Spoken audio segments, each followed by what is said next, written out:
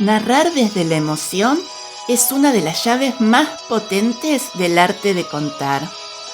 Pero, ¿cómo cautivar una expresividad auténtica, sensible y contenida que conmueva sin empujar? Bienvenidas, bienvenidos a Voz y Cuento, arte al narrar historias que cobran vida. Un espacio donde exploraremos el arte de narrar, de conectar, de emocionar.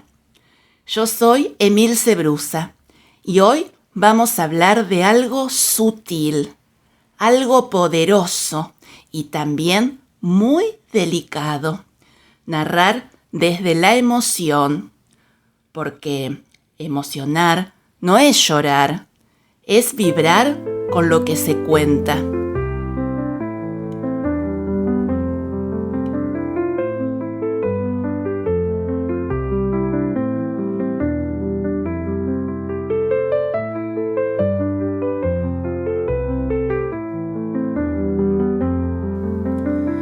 Muchas veces nos preguntamos, ¿cómo hacer que una historia toque al otro? ¿Cómo conmover sin exagerar? ¿Cómo dejar que la emoción fluya sin forzarla? La clave no está en dramatizar el cuento. La clave está en estar presente. Grabate esto, estar presente. Hoy te comparto 4 claves para narrar desde la emoción de forma auténtica sin sobreactuar.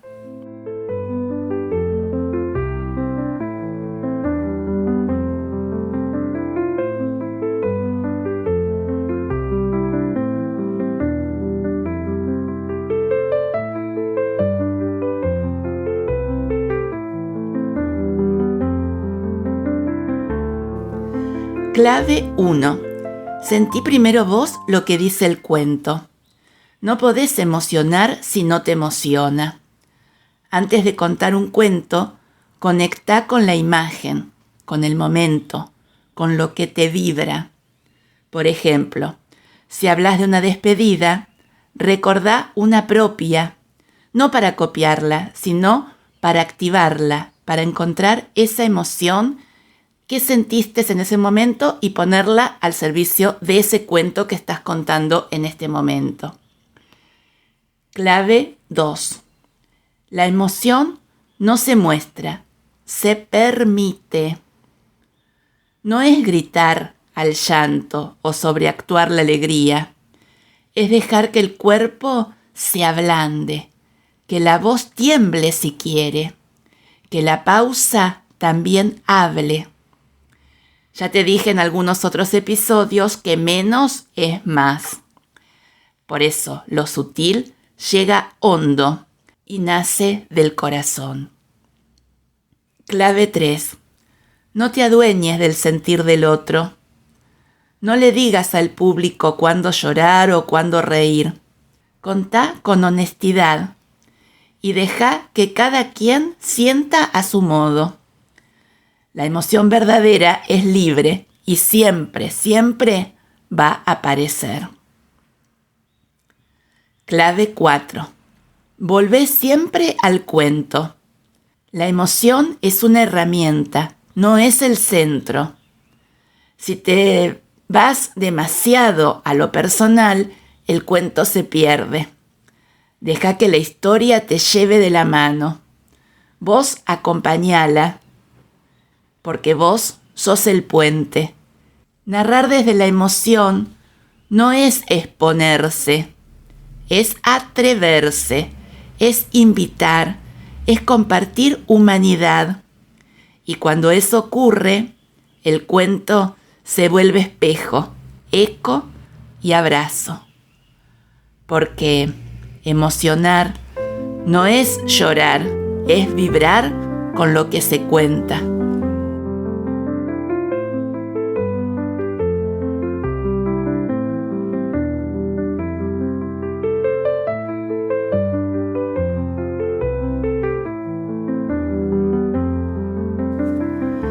es el momento de contarte mi camino como narradora oral escénica. Si vamos a hablar de emoción, no puedo dejar de recordar lo que viví en 3 oportunidades en el Encuentro Internacional de Narradores Orales Congresales de la Palabra, en la provincia de Tucumán. Me invitaron sus organizadoras, las Tucucuentos, unas divinas totales, y el ente de cultura. Te cuento que este encuentro nació cuando se festejaron los 200 años de la jura de la independencia de mi país, Argentina, allá en el año 2016.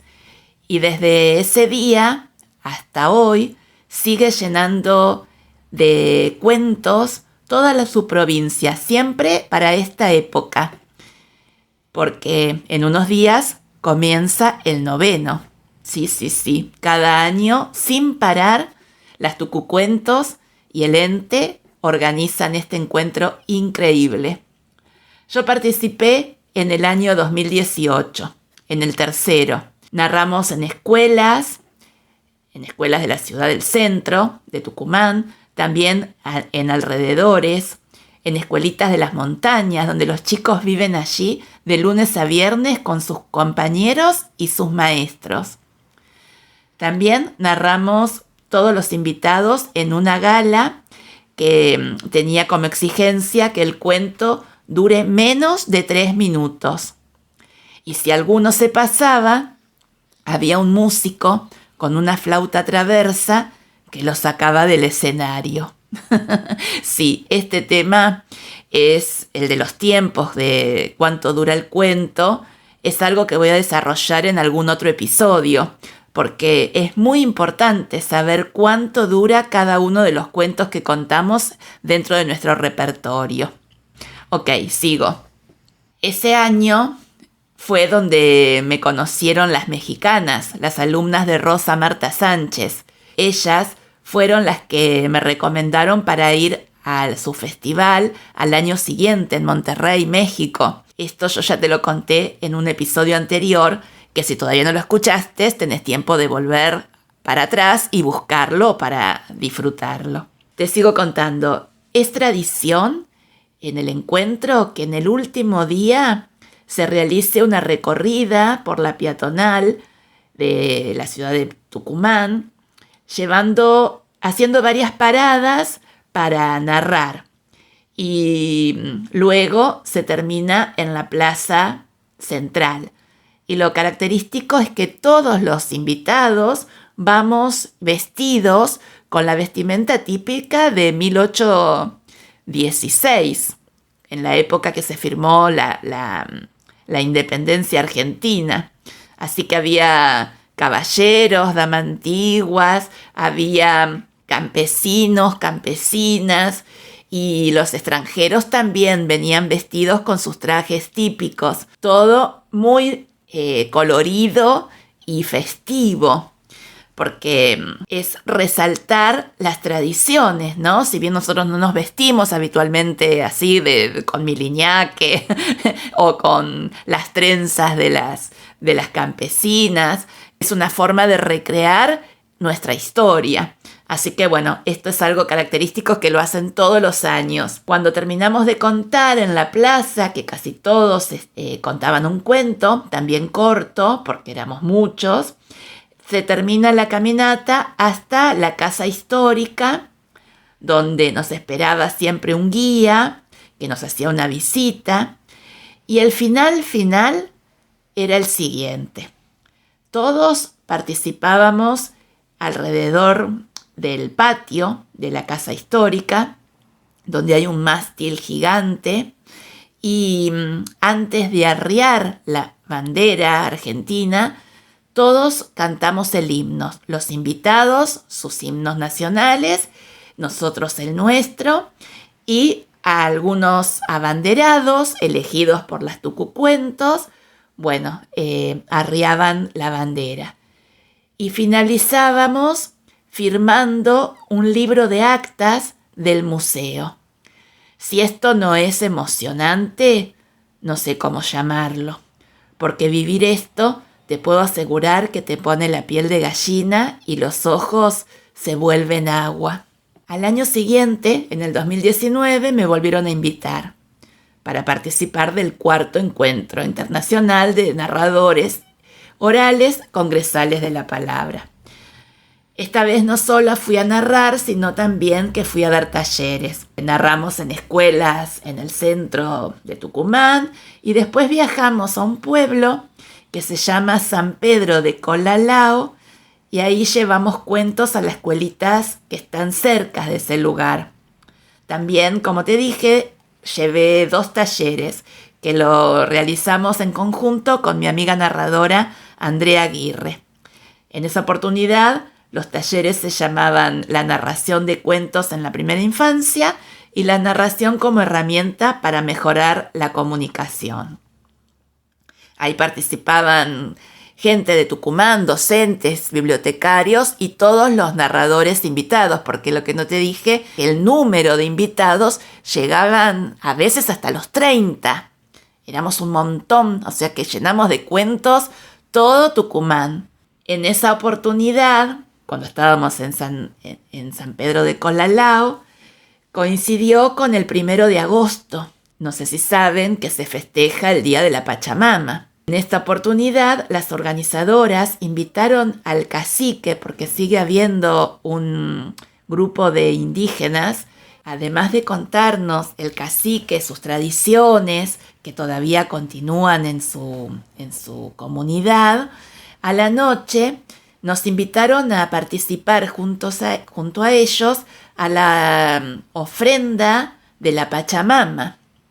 Una experiencia que nunca había vivido, interesante porque tomamos caña con ruda, se hizo un hoyo en la tierra y se colocaba pan, harina, vino, yerba, como alimentando a la tierra. Había también una fogata y girábamos todos tomados de la mano en una ronda para pedirle a la tierra fertilidad y buenos tiempos para todos. Nos llenamos de humo, pero también nos llenamos de buenas energías.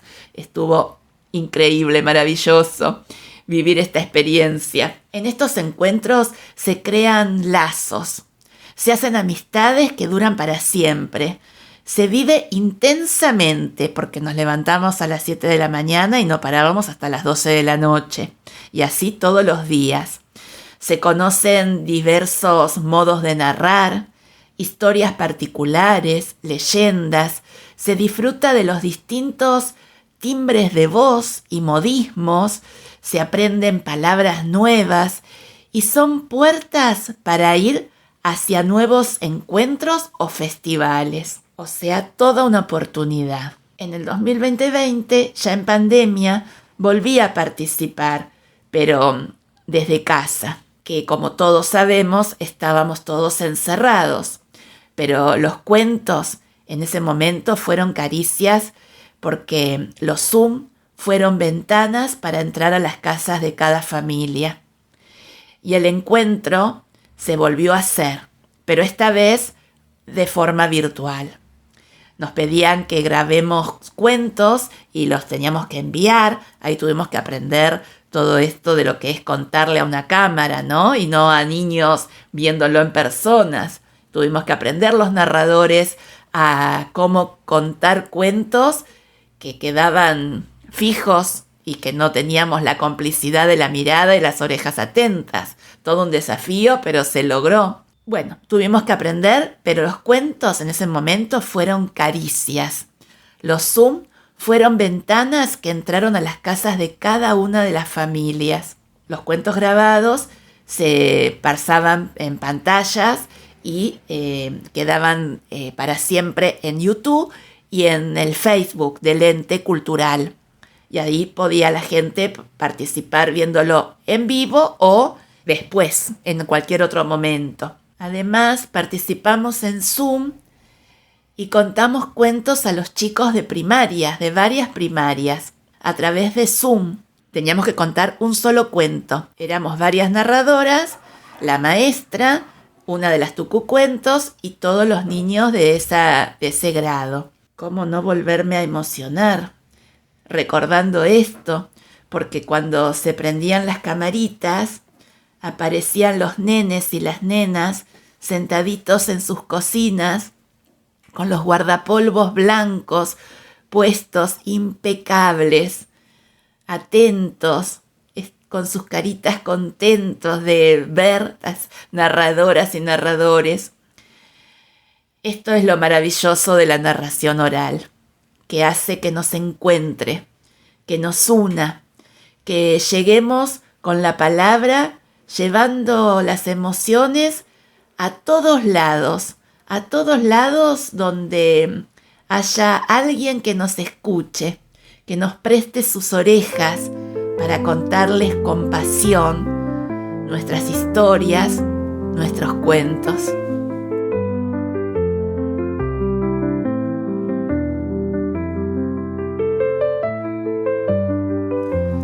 Y ahora, como lo prometido es historia, quiero cerrar este episodio con un mini cuento que escribí hace mucho tiempo y me llevó a la emoción desde la primera letra, o mejor dicho, desde la primera palabra.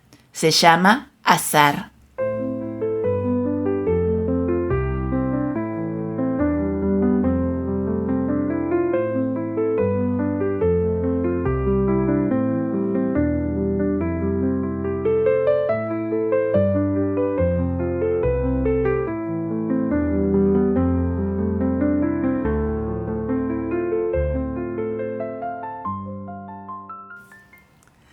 La joven tomó la flor de margarita y empezó el juego que le había enseñado su abuela.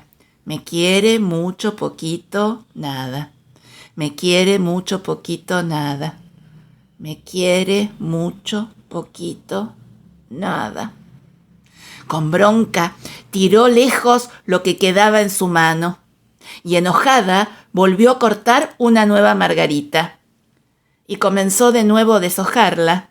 Me quiere mucho, poquito, nada, me quiere mucho. Me quiere mucho, poquito, nada, me quiere mucho. Me quiere mucho, poquito, nada, me quiere mucho. Sonrió y tiró al piso el tallito de la flor porque los pétalos ya habían volado por el viento. Y ella corrió hasta la casa del nuevo vecino, el chico que le gustaba. Es que su abuela también le había enseñado que siempre en la vida hay que apostar y confiar en las segundas oportunidades.